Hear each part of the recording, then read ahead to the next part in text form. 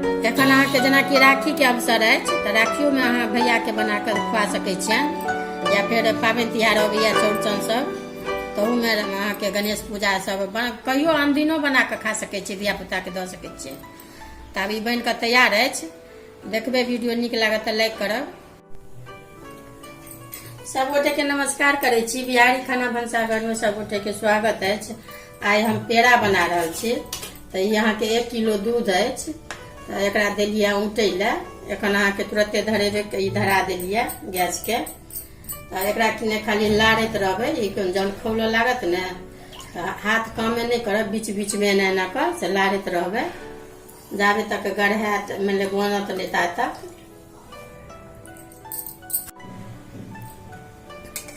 ई अहाँके 8 बजे ई चढ़ेलहुँ हेँ। अभी धीरे धीरे अहाँके से उधिया कऽ अपन धीरे धीरे लारैत रहै छियै। तऽ हम मैंने शुरूमे कनि बेसी आँच कऽ देबै उधियाइ तक, आ उधिया लागत खूब ने तऽ कनि कम आँच मीडियममे से लारैत रहबै। तऽ ई पेड़ा अहाँके बना रहल छी। पेड़ा अहाँके कोनो हरेक पाबनि तिहारमे या पूजा पाठमे बना कऽ अहाँ घरमे अपन काज कऽ सकै छी।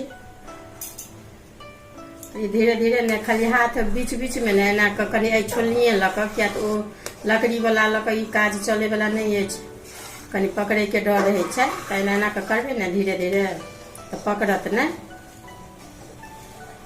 देखिए जरैत जरैत लगभग आधा किलो अहाँके से जरि गेल। अब धीरे धीरे अहाँके देखियौ गढ़हाय लागल है। एना खाली लारैत खाली रहबै। एखन एहिमे मात्र किछु नहि एखन पड़तै। अब देखियौ ई जरैत जरैत अहाँके एतेक पर आबि गेल। आब लगभग लगचिया गेल। अभी कढ़ाई अहाँके देखियौ इमहर छोड़ऽ लागल, इमहर नहीं पकड़लक। लारैत रहबै ने तऽ जरत नहीं।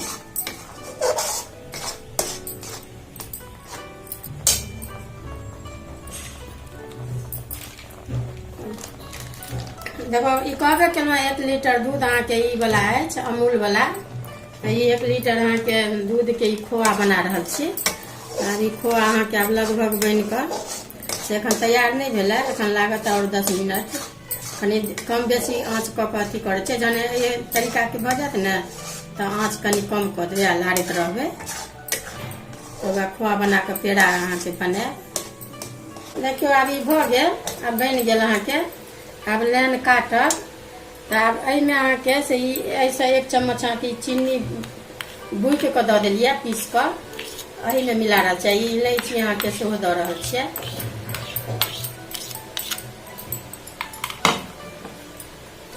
आ ई देखियौ ई ऐसा अहाँके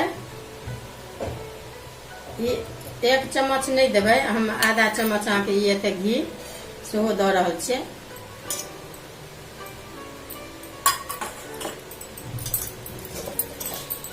ई सबटा अहाँके मिला दियौ दऽ कऽ।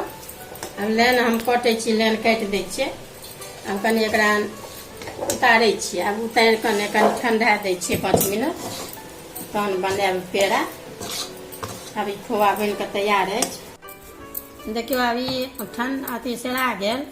आब एकरा ने से गोली जेना छोट पैघ जतेक राखेके हैत तऽ पहिले काटि लेबै एना कऽ कऽ।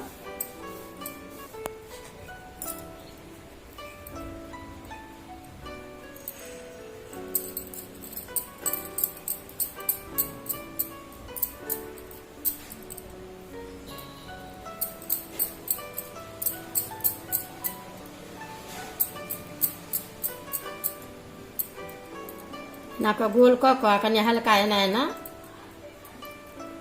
एना डिजाइनो अपन कते लोग बनबै छथिन, लेकिन नीक लगै छै प्लेने देखैमे। आब एहि पर ने से ई अहाँके एगो हम ई पिस्ता बादाम दऽ रहल छियै। आ ई अहाँके काजू अछि। आ ई अहाँके केसर अछि, केसर। ई सब दऽ कऽ देबै ने तऽ नीको लागत आ खाइमे आ देखैयोमे नीक लागत। तऽ ई पेड़ा अहाँके एही तरीकाके सबटा बनेबै। देखियौ आब ई पेड़ा बनि कऽ तैयार भऽ गेल। अहाँके बना लेलहुँ। ई 1 किलोके अछि, 9 गो भेल। एते टाटा एहिसँ छोट बनायब तऽ 10-12 गो हैत।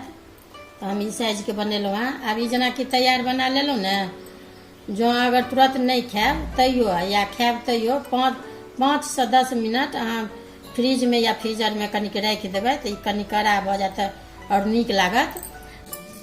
देखियो ई पेड़ा जे कहलहुँ बना के देखा देलहुँ तऽ आब ई 10 मिनट अहाँके फ्रीजर में हम राखि देने छलियै। आब एना के जे तोड़बै तऽ देखियो ई टूटि गेल।